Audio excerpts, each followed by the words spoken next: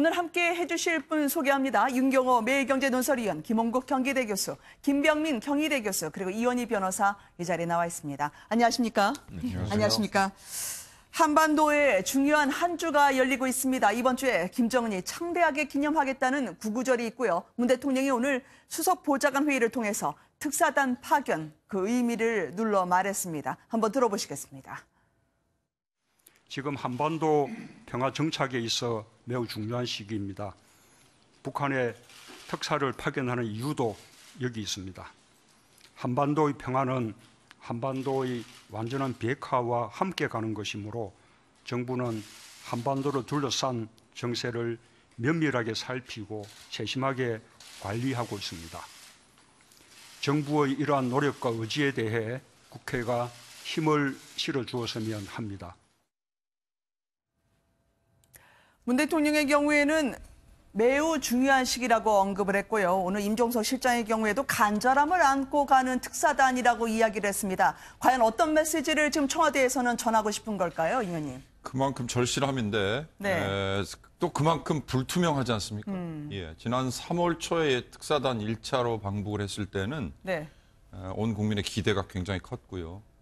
뭔가를 이뤄낼 듯한 분위기도 있었고 네. 실제로 4.27 정상회담과 그 이후에 6.12 미북 정상회담까지 쭉 이어지는 과정에서 가시적인 조치들이 쭉 이어져 나왔죠. 네. 이번에는 지금 되려고 하고 될 뻔했던 것들이 오히려 취소가 되고 또 폼페이오 미 국무장관의 방북도 역시 취소되고요. 네.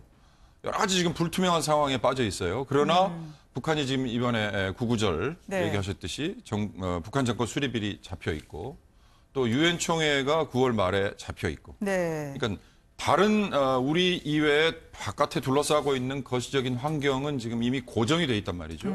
그 안에서 남북 정상회담, 그다음에 미북 접촉 이게 네. 지금 내용이 채워져야 하는 상황이기 때문에 문 대통령으로서는 굉장히 조심스럽고 네. 조심스럽지만 그 불투명함 속에서 뭔가를 지금 끌어내야 하는 그런 점이 오늘 얘기에 저는 고스란히 담겨 있다 이런 네. 생각이 들었습니다. 내일 모레면 떠나게 되지 않겠습니까? 근데 특사단이 6개월 전하고 멤버는 같아요. 그렇지만 상황이 다르죠. 이 당일치기로 갔다 오는데 김정은 위원장을 만날 수 있을까요? 김 교수님 어떻게 보세요? 저는 만날 가능성이 있다고 봅니다. 네. 왜냐하면 일단은 1차 특사단과 2차 특사단 같습니다. 그리고 우리 정부의 격과 함께 지금 네. 정의용 실장하고 서훈 원장의 경우는 사실상 미국 쪽에도 폼페이오 장관이라든가 또는 볼튼 보좌관 네. 같이 연계가 되는, 다시 말해서 미국 쪽에도 발언을 할 수 있는 그런 우리 쪽의 라인들이거든요. 그렇다면 북한으로서 지금 상황을, 이 북미 간의 이런 상황을 타개를 시켜야 되는데 그런 측면에서는 미국 쪽과도 충분히 대화할 수 있는 인원들이다. 그리고 네. 문재인 대통령이 어쨌든 북쪽과 1차 했던 그 멤버들과 같이 함으로써 연속선상을, 북한과의 대화에 있어서 남북 대화의 연속선상에 이어가는 측면들이 있고요. 네. 그리고 현재 주어진 여러 가지 비핵화라든가 종전선언, 그리고 이번 남북 정상에 대한 여러 가지 의제 설정, 이런 부분에 있어서는 충분히 논의할 수 있는 기본적인 구조가 된다면 네. 역시 김정은 위원장도 우리 특사단을 안 만날 이유는 없다. 더군다나 폼페이오 장관을 만나지 않았지 않습니까? 그로 인해서 여러 가지 지금 갈등들이 있는데 결국은 네. 이를 중재시킬 중재단이거든요. 그렇기 때문에 김정은 위원장도 북한의 영향력을 미국과 함께 관철시키고요. 아마 여러 가지 지렛대를 만들고 북중 정상회담도 구상을 하고 있을 거고요. 네. 그런 측면에서 저는 만날 가능성, 그리고 타개낼 가능성은 상당히 크다. 대신에 역시 북한의 여기 여러 가지 상황 판단이 굉장히 지금 중요하다고 여겨집니다. 네. 김병민 교수님은 네. 어떻게 보세요? 김정은 지금 2주째 공식 행사에 나오질 않고 있거든요. 과연 어떤 구상을 할지. 자, 하루 만에 다 해결이 될 수 있을지, 마중물이 됐으면 좋겠다라는 바람들은 있는데 말이죠. 네, 그러니까 9월 9일 북한의 정권 수립 기념일 70주년을 앞두고 있는 상황에서 북한의 김정은 위원장은 그 행사에 올인할 겁니다. 거기에 대한 준비를 하고 있는 상황으로 보이고요.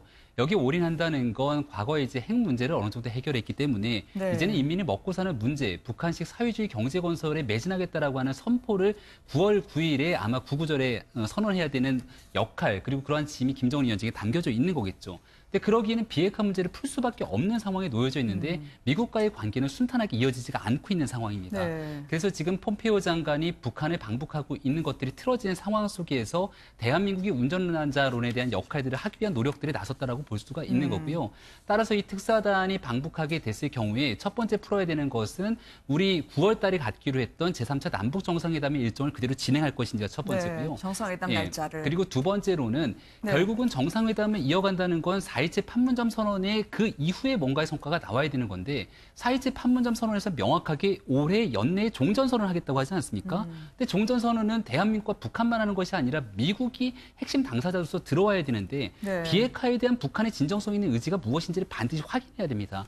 따라서 정의용 특사단장이 이 내용들을 가지고 김정은 위원장의 진신과 향후 일정에 대해서 이야기를 받고 난 뒤에 다시 미국으로 가서 모종의 문제를 풀기 위한 중재자로서의 역할을 하기 위해서 가는 것이 아닌가 이렇게 조심스럽게 예측됩니다. 네. 그러니까 뭐 6개월 전에는 미국 측에 북한이 비핵화 의지가 있답니다. 그거 알린 것만 해도 상당한 성과였지만 이번에는 피부에 체감할 수 있는 뭔가 손에 쥘 수 있는 대답을 김정은 위원장으로부터 끌어내야 한다는 말씀 같아요. 아무래도요 이번 일주일 상당히 숨가쁘게 한반도 비핵화 관련해서요 절체절명의 일정들이 기다리고 있는 것 같거든요, 이 변호사님. 네, 일단은 이 남북 관계, 북미 관계에서 어떻게 보면 가장 중요한 한 달이 이 9월일 수가 있고요. 그리고 그 중에서도 그렇죠, 가장 주가. 중요한 것이 이번 주일 수 있을 것 같습니다. 네. 사실 구구절이라는 날 자체가 뭐 우리 쪽이나 뭐 미국 쪽에 그렇게 중요한 의미가 있는 것은 아니지만 그로 인해서 김정은 위원장이 어떤 행보를 보이느냐 그리고 지금 아직까지는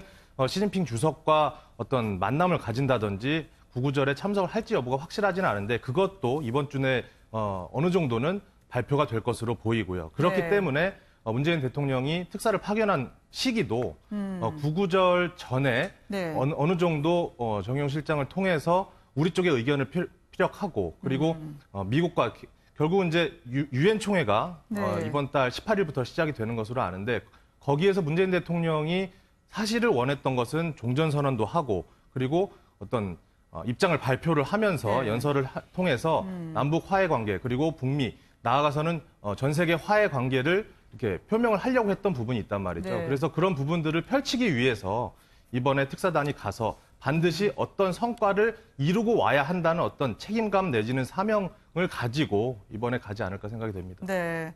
북한 신문은 구구절을 앞두고 모든 나라에 만능 처방이 없다라고 자주성을 이야기를 하고 있습니다. 어쨌든 돌파구가 있지 않으면 안 될 절박한 특사단 파견과 관련해서 저희가 알아봤습니다.